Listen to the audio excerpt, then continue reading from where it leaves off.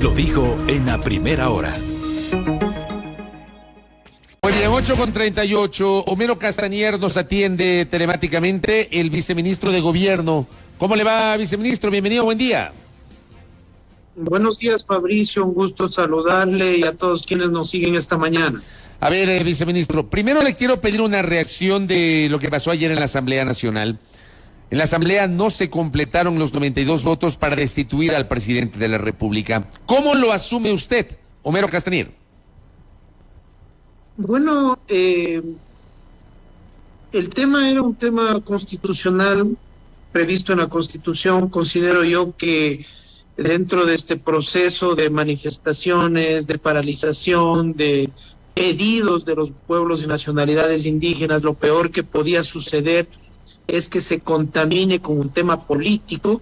Si bien, repito, estaba previsto dentro de la Constitución el hecho de que esto vaya al escenario político de la Asamblea Nacional iba a complicar las cosas. En fin, se dio este proceso, no hubo los votos, lo recibimos por un lado con gratos por la reacción, por la posición de muchas bancadas y asambleístas que respaldaron la institucionalidad, el tema que no se le destituye al presidente de la República, pero por otro lado sabemos que esta situación, que no es cualquier cosa, por primera vez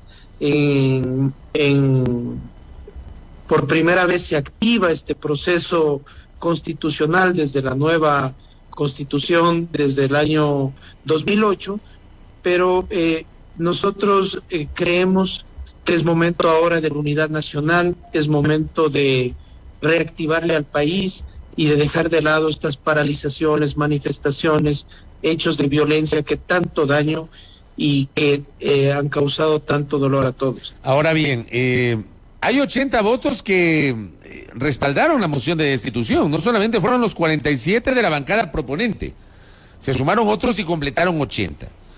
Eso, digo, debería provocar en ustedes, viceministro, un análisis sobre el margen de gobernabilidad que tienen y leer con absoluta cabeza fría lo que se viene. Me gustaría un criterio suyo sobre aquello, que no es un dato menor, viceministro Castañer. Absolutamente de acuerdo, absolutamente de acuerdo. Existe una votación muy alta que está diciéndole al presidente las cosas no están bien, que está diciéndole al gobierno las cosas no están bien, hay que cambiarlo, pero también hay que ser claros.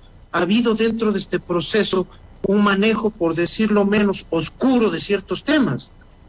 Primero, en el tema de las largas que se le dio a este asunto, de las denuncias de legisladores, de la presión que recibían, de los intentos de soborno, de compras, de conciencias, de que vayan turbas, que vayan hordas de manifestantes a presionar afuera de las casas de los asambleístas.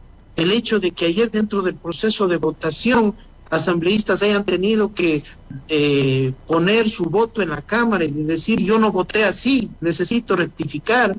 Hay que tener claro también de que aquí ha habido un manejo, yo diría más allá del tema que permitía la Constitución, ha habido muchos políticos que han estado frotándose las manos viendo un escenario de que el gobierno podía ser destituido. ¿Y usted sabe cuáles son esos políticos frotándose las manos? Pero es clarísimo que muchos políticos estaban pensando no en las soluciones que requería el país, sino en lo que era conveniente para la papeleta que podía venir o para la papeleta del próximo año. Mira este escenario, llama el presidente de la Asamblea como supuesto mediador para este tema del diálogo con el gobierno, con la CONAIE, cuando un mediador tiene que ser absolutamente imparcial, tiene que buscar consensos, y ayer demostró que él votó a favor de la destitución del presidente de la República. ¿Cómo tenía que votar el presidente de la Asamblea Nacional y también legislador Virgilio Saquicela en esta coyuntura? ¿Él debía abstenerse o votar en contra de la destitución, viceministro? Bueno, él sabrá él sabrá qué posición toma frente a ello, ¿no? Es absolutamente libre de tomar su posición, pero ¿cómo se explica de que se llame a mediar en un proceso de diálogo con la CONAIE cuando ya tenía su posición imparcial en este tema. En ese sentido, ¿ustedes ya no lo ven al presidente de la Asamblea Nacional como un canalizador válido, legítimo, para eventualmente retomar el diálogo, viceministro? No puede ser él ya una persona imparcial para manejar un proceso de diálogo que podría retomarse con los pueblos y nacionalidades indígenas. El problema es que ¿dónde encontramos esa persona imparcial? Porque digo, es muy difícil no tomar una posición en el contexto del análisis político, viceministro. Vea, en mi criterio este tema de los mediadores, este tema de los veedores puede ser válido, pero para mí el diálogo tiene que ser directo y tiene que haber la voluntad para dialogar. La voluntad para caminar, para tener un escenario de que no hay imposiciones, condicionamientos y peor amenazas. Si el gobierno nacional tomó la decisión de no continuar ese diálogo, era porque mientras estaba trabajando un tema de llegar a acuerdos, en una comunidad de Xuxufindi se asesinó a un militar y 12 policías y militares están en casas de salud, 2 de ellos heridos de gravedad. No se podía seguir un proceso de diálogo cuando seguían estas manifestaciones de violencia, estos actos vandálicos, estos delitos cometiéndose no solo contra la propiedad pública, contra la propiedad privada, sino contra hermanos ecuatorianos que son miembros de la fuerza pública. Entonces, en ese sentido, nosotros abiertos a seguir trabajando, a armar una agenda, pero con líderes indígenas que tengan esa voluntad para dialogar, para dar un paso adelante y que no representen una oposición destructiva para el país. A ver, ahí vamos por partes antes de ir al tema de los indígenas, solamente para tener claridad.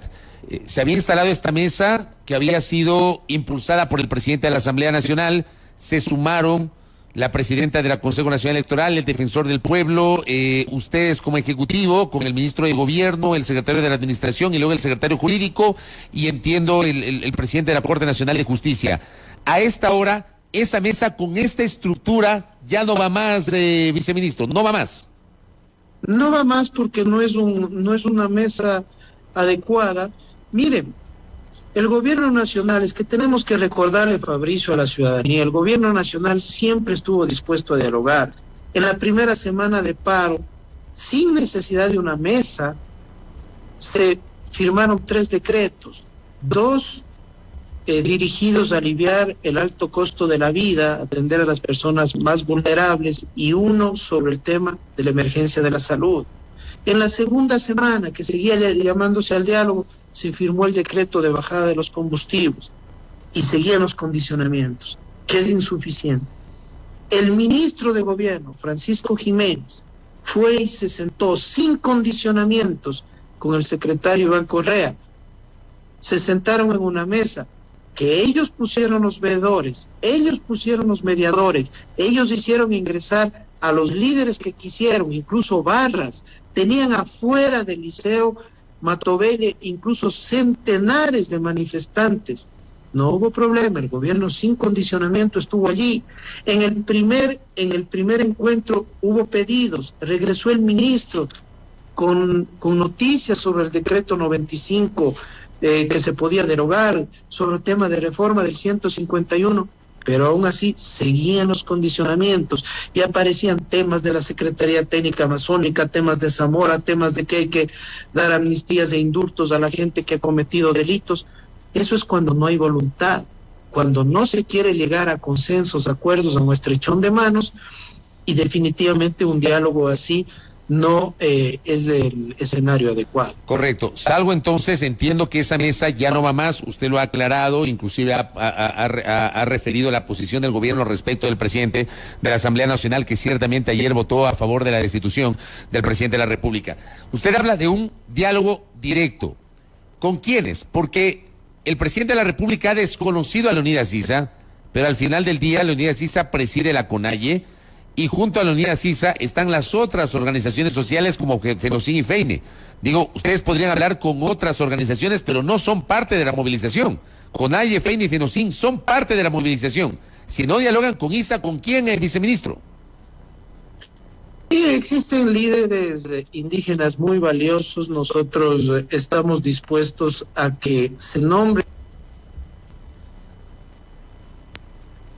una comisión, una comisión interlocutora. Tenemos que tener en cuenta de que la dinámica de los pueblos y nacionalidades indígenas para esa interlocución no es sencilla. Ellos toman decisiones en un consejo de gobierno de la CONAIE. Cada uno de ese consejo de gobierno representa a diferentes regiones y cada uno de ellos a diferentes pueblos y nacionalidades y cada uno de ellos a sus bases, ¿no? En ese sentido, lo importante es hacer una agenda de trabajo que se nombre a lo mejor representantes no solo de la CONAIE, de las organizaciones adscritas, FENOCIN, FEN,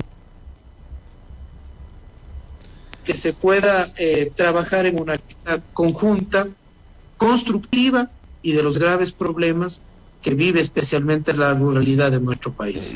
Pero permítame insistirle, o sea, si no dialogan con Leonidas Issa, presidente de la CONAIE, habría la posibilidad de dialogar con otro dirigente de la CONAIE. Yo no sé si la dirigencia de la CONAIE está dispuesta a ceder en eso, de que Issa no, pero no sé, la señora Zenaida Yazacama, que es la vicepresidenta de la CONAIE. No sé si la CONAIE acceda a eso, no lo creo. ¿Cómo hacer ahí?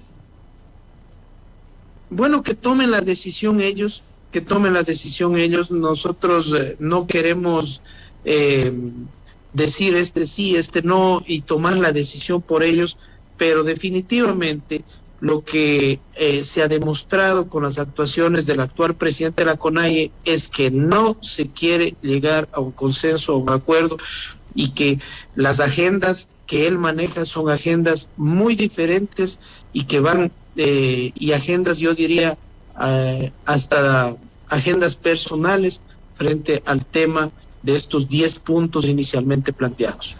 El tema es que si no hay diálogo, esto no se soluciona. O sea, probablemente el gobierno, utilizando obviamente la capacidad del Estado, la intervención de la fuerza pública, capaz que abre carreteras, probablemente pueda haber enfrentamientos con los manifestantes, no sé. Estoy hablando de lo que está pasando realmente.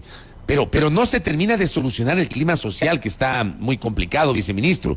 O sea, renunciar al diálogo sí termina siendo una complejidad para poder solucionar esta crisis, viceministro Castañer.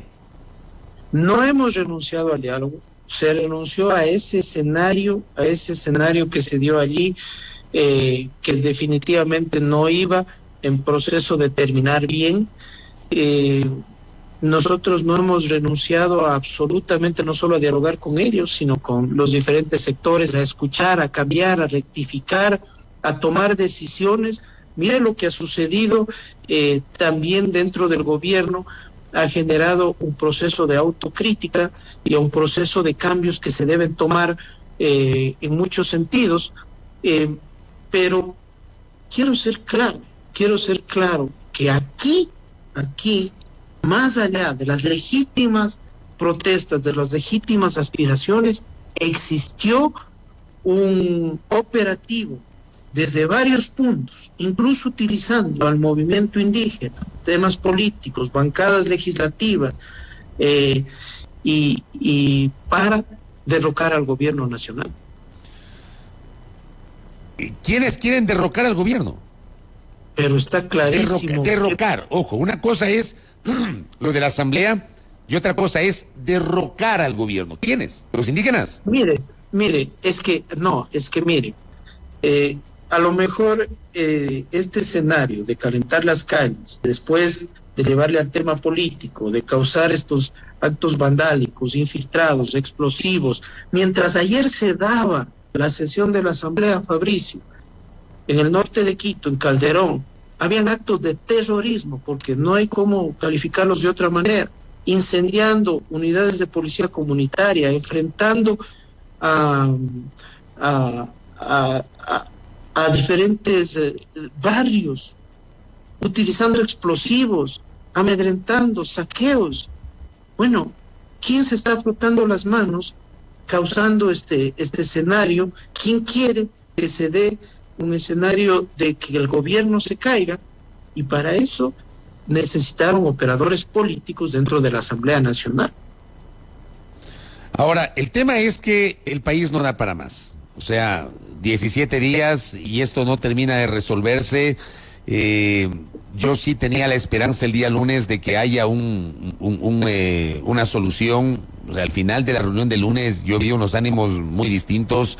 A Francisco Jiménez lo noté con una actitud de mucha apertura. A Leonidas Sisa lo noté con una actitud de mucha apertura. Ya se hablaba de la derogatoria del decreto 95, de una reforma al 151. Había que discutir todavía el tema de los combustibles. Yo no sé, y le pregunto a usted, si es verdad que, como dijo ayer el presidente de la Asamblea, la solución estuvo a pocos centavos de lograrse en el diálogo, viceministro. Se ha avanzado bastante, pero entendamos que para ellos nada es suficiente, quieren más. Y ahí es cuando nos viene la pregunta, ¿hay la voluntad de solucionar? ¿Hay la voluntad de arreglar las cosas? ¿O definitivamente el interés era destituir al presidente de la República? Y por eso nosotros dimos muestras como gobierno nacional de que estamos dispuestos a escuchar. Entendemos que muchos sectores de la sociedad ecuatoriana, especialmente de los sectores rurales, la están pasando mal, que se necesitaba ese alivio, esa condonación de deudas, el aumentar el bono de desarrollo humano, el duplicar el presupuesto para la educación intercultural bilingüe, el tema de aumentar la atención y ampliar estos créditos a largo plazo, a bajo interés. Entendíamos que hay un problema grave de salud, entendemos que el problema de combustibles era tal vez lo que más les interesaba, aunque yo allí tengo mi criterio sobre el tema de que el tema de los subsidios no es un tema que soluciona el problema de los ecuatorianos. Se entendió, se escuchó, pero seguían los condicionamientos, las amenazas, la violencia. Lo que pasó ese día, repito, el gobierno escuchando, el gobierno tomando decisiones y en la madrugada en una comunidad enfrentándose y asesinando militares y policías. Y eso no se podía permitir. El diálogo no se rompió porque el gobierno quiso levantarse, sino porque seguía la violencia y a lo mejor tendría que decirle, ellos querían que ese escenario no se dé, que continúe el diálogo y por eso se permitió y no se controló a las bases en las diferentes provincias. Ahora bien, el lunes el ministro de Gobierno anunció la derogatoria del decreto 95, que establece la política hidrocarburífera. ¿Esto ya no va a ocurrir, viceministro Castañer, o sí? No, ese decreto no está firmado aún. Dice aún, pero ¿sí lo van a hacer o ya no lo van a hacer? Eso será decisión del presidente de la República. Y la reforma al 151, que ese no se iba a derogar, pero Francisco Jiménez hablaba de una reforma al 151 para garantizar que no haya extracción minera en zonas protegidas, etcétera, para clarificar eso. ¿Eso tampoco? Miren, el presidente ha sido claro, se va a respetar las zonas de recarga hídrica, las zonas que pertenecen a pueblos y nacionalidades, se va a respetar zonas protegidas en donde no va a haber explotación minera. Y si es que eso requiere, y parte del diálogo que a lo mejor puede retomarse, es un tema de que se firme un decreto, pienso que eso está perfectamente podría darse. ¿Eso sí podría darse? Sí podría darse. Pero ya digo, estos temas que estaban en procesos de construcción se truncaron por la violencia que seguía. Tengo que darle otro ejemplo. Cuando ellos condicionaron que querían la Casa de la Cultura, la desmilitarización del Parque del Arbolito, para reunirse, entendiendo que necesitaban una asamblea, se cedió. Se les dio ese tema el jueves anterior. Ese día fue el día de mayor violencia en la ciudad de Quito, después de haber el gobierno nacional permitido que entren a la Casa de la Cultura y que se desmilitarice el Arbolito. Y allí falleció otro hermano ecuatoriano. Entonces, repito, estos escenarios, ¿se quería mismo solucionar el problema o lo que se quería es destituir al presidente de la República? Ahora, en este momento seguimos con los bloqueos de carreteras. Le voy a insistir en esa pregunta, viceministro, porque quiero entender qué hacemos. que el kilómetro 2 o 3 de la carretera Loac-Santo Domingo está bloqueado 15 días. El kilómetro 59 de la Calacalina-Negalito está bloqueado 15 días. No se puede acceder a la Sierra Centro. Hay protestas en Cotopaxi, hay protestas en Tungurahua. Me decía el lunes el alcalde de Ambato que se habían tomado la gobernación de Tungurahua. Yo no sé si sigue esa toma, pero ¿cómo solucionamos eso, viceministro? Dentro de estas 2 semanas se tomaron 5 gobernaciones, Fabricio, y eso es un delito.